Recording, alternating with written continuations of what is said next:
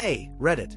I'm Dylan, 34, and a few weeks ago my wife hit me with a dreaded, "I think we need a break." No warning, no major fights, just a random Tuesday evening, and suddenly she wasn't in love anymore. I was blindsided, but instead of begging, instead of panicking, I played along because if she wanted a break, I was going to give her one, the kind that left her with absolutely nothing. It started like this. I got home from work, same routine as always, kicked off my shoes, tossed my keys on the counter, and asked her how her day was. She was sitting on the couch, scrolling through her phone, looking weird, distant, like she was about to say something she'd practiced in her head 100 times.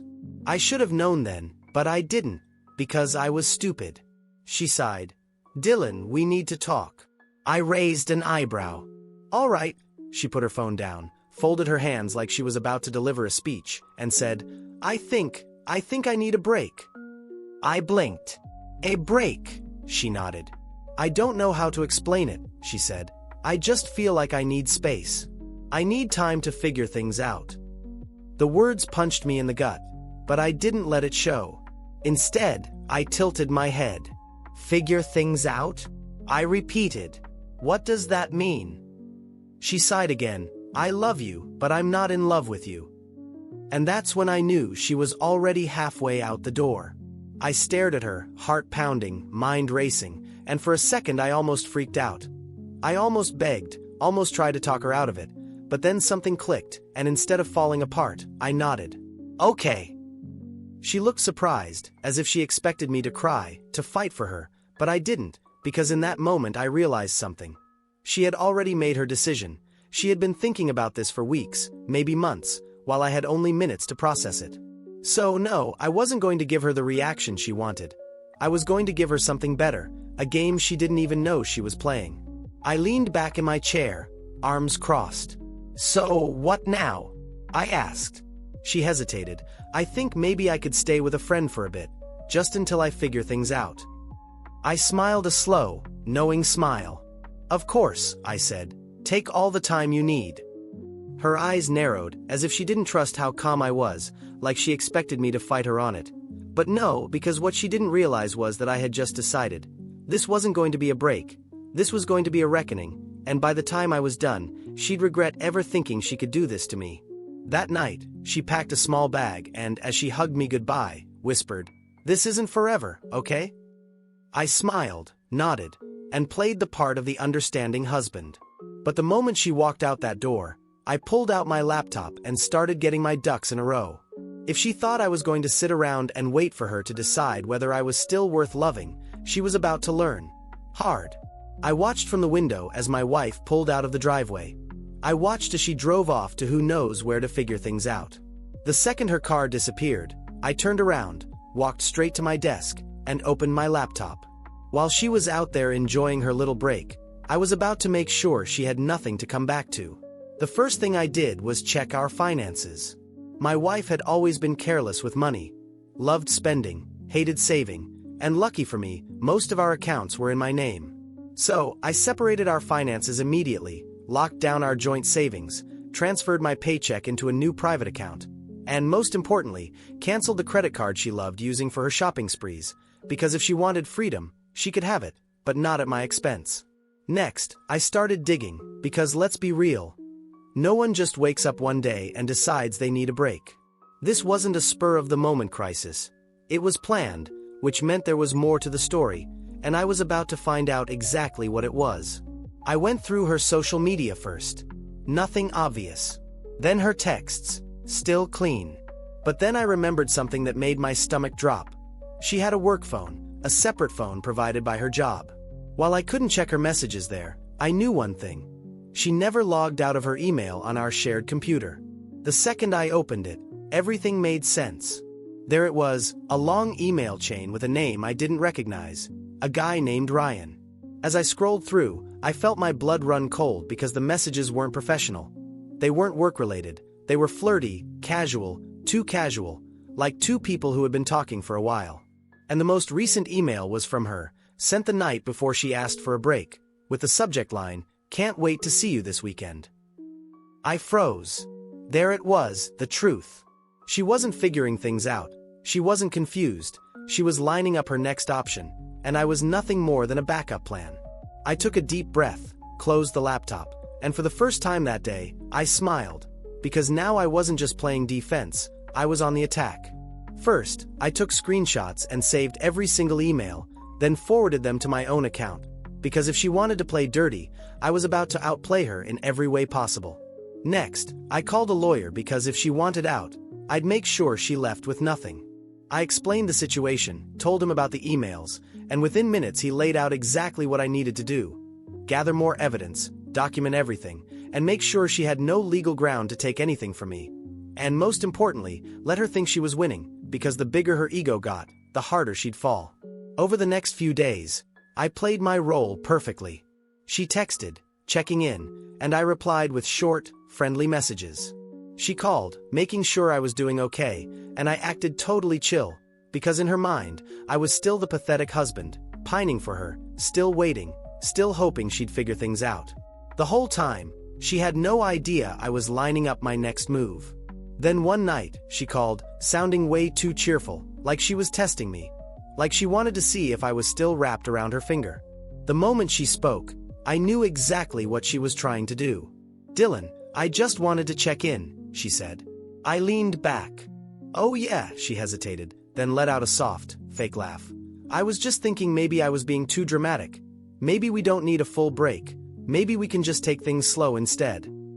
And there it was, the first sign she was trying to keep her safety net, because something or someone wasn't working out. Now she was testing the waters, making sure I was still an option. And me. I played dumb. "I get that," I said casually. "Take all the time you need." She paused, as if she wasn't expecting that answer. "You're not upset." I laughed. "Why would I be? I want you to be happy." And that was when I heard it, the relief in her voice, because she thought she had me right where she wanted me. She thought she could come and go whenever she pleased. She thought I was still waiting. And the best part? She had no idea what was coming, because while she was laughing behind my back and mocking me for trying too hard, I was making sure that by the time she finally realized her mistake, there'd be nothing left for her to come back to. I sat there, listening as my wife tested the waters, hearing the hesitation in her voice, the careful way she tried to keep me on the hook, and I knew she thought she had this under control. She thought I was still the same pathetic, heartbroken husband sitting at home waiting for her to figure things out. But what she didn't know was that I had already figured everything out, and by the time she realized it, it would be too damn late. I kept the act going, played it cool, kept my responses short and easygoing, and the best part was, she was eating it up. She thought I was still wrapped around her finger, which meant she wasn't watching her back. Over the next couple of weeks, I let her think she'd won every time she called. I answered, kept the conversation light, made sure she still saw me as the safe option. Meanwhile, I was building my case, because I wasn't just going to leave, I was going to make sure she left with nothing. I hired a private investigator because, while I already had proof of her emails with Ryan, I wanted more. And sure enough, within a week I had exactly what I needed. Photos of her and Ryan holding hands at a cafe, of them leaving a hotel together, of them acting like a full-blown couple while she still had me on standby. When I got the pictures, I didn't get angry. I didn't freak out. I just smiled, because now I had undeniable proof of her infidelity, and in my state that meant she was screwed. I had already spoken to my lawyer, and the laws here weren't kind to cheaters.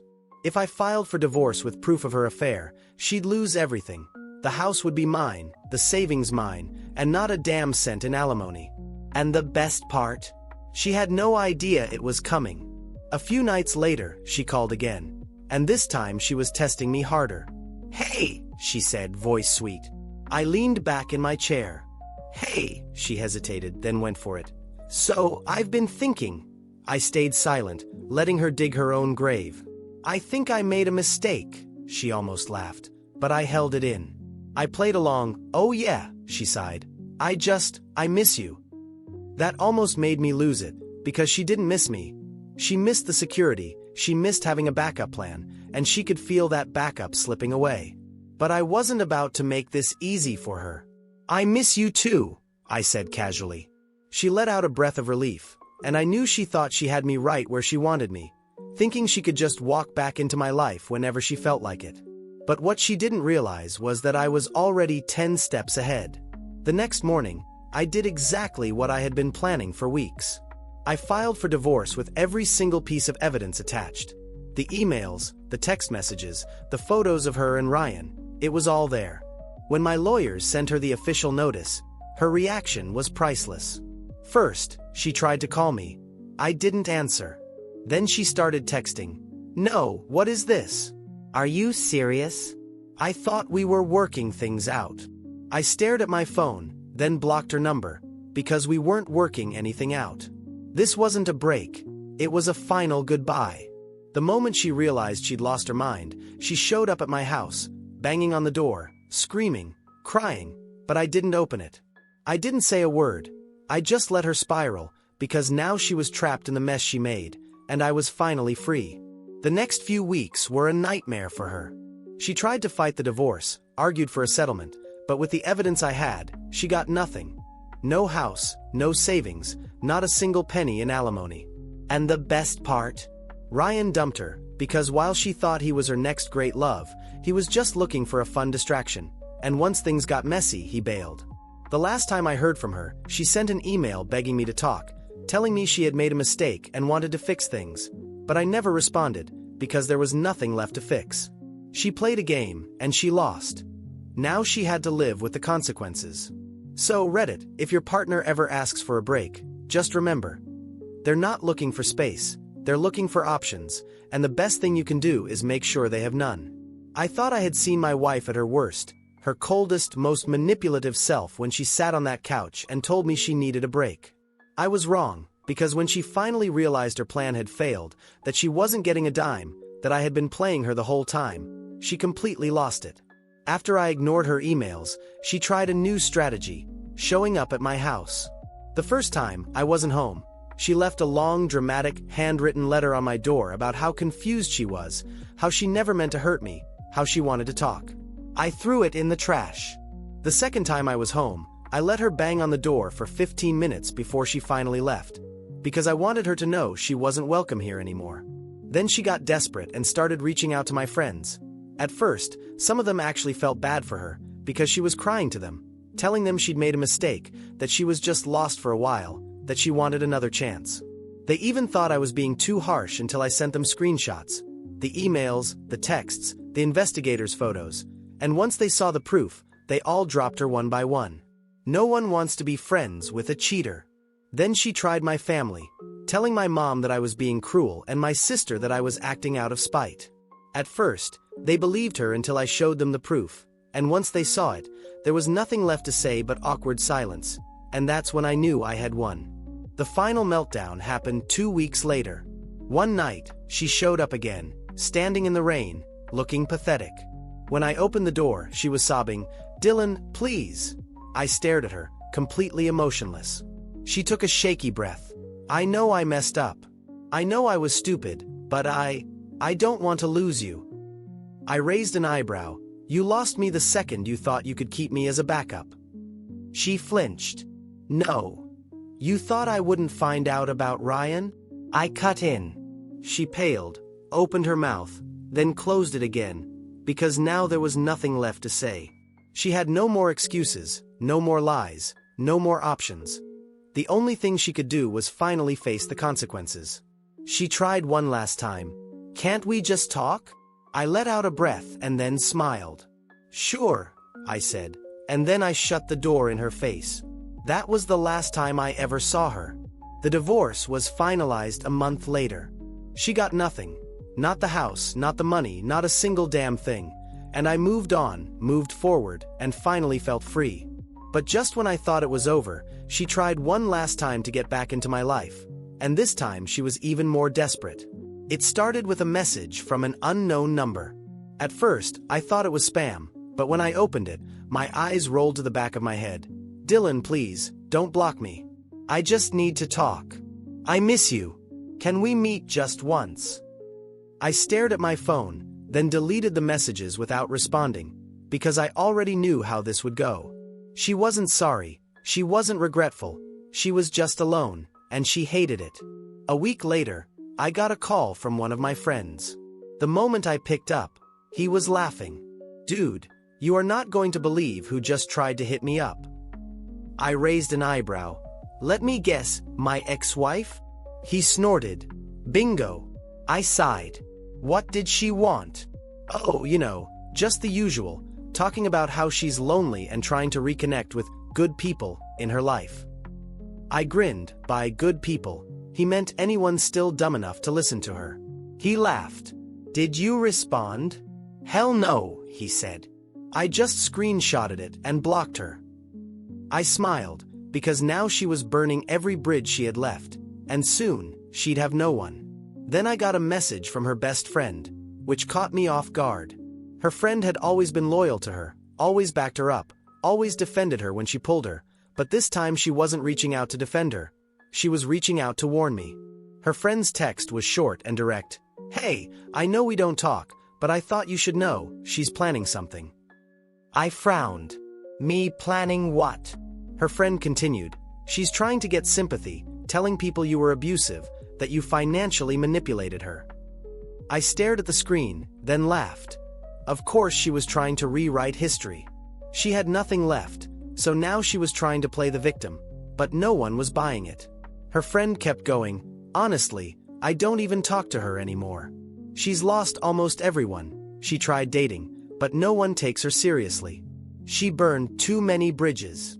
I sat back and smiled because now she was finally facing the consequences of her own choices, and it was glorious. A few weeks later, I heard from her one last time. Another email with the subject, I don't know what else to do. I rolled my eyes, but curiosity got the best of me, so I opened it. What I read made me laugh out loud. Dylan, I know I'm probably the last person you want to hear from, and I get it, but I don't know what else to do. My life is falling apart. I lost my friends. I lost my apartment. I feel like I don't even know who I am anymore. I miss you. I miss how safe I felt with you. I miss knowing I had someone who truly loved me. I didn't appreciate it before, but I do now, and if there's even the smallest chance you could forgive me, please, let's talk. I sat there, shaking my head, because this was pathetic. She wasn't sorry, she wasn't regretful. She was just realizing she had no one left, and now she was trying to crawl back as if I were some safety net she could fall into whenever life got too damn hard. I didn't respond, didn't acknowledge it. I just deleted it, blocked her email, and moved on with my life. In the end, she got exactly what she deserved. She lied, she cheated, she tried to keep me as a backup, and now she was completely alone. Her plan backfired, her new life fell apart, and I was happier than ever. I started traveling, took a promotion at work, and began dating real, genuine people. Every now and then, I'd hear whispers about my ex, about how she was still struggling, about how she was still looking for someone to save her. And every time I just smiled, because the best revenge was knowing I didn't even have to lift a finger. She ruined her own life, and I was too busy enjoying mine. So Reddit, let this be a lesson. If your partner ever says they need a break, don't beg, don't cry, just start planning. They think they're playing a game, keeping you on the hook, but if you do it right, by the time they realize what they've lost, you'll be too far ahead for them to ever catch up.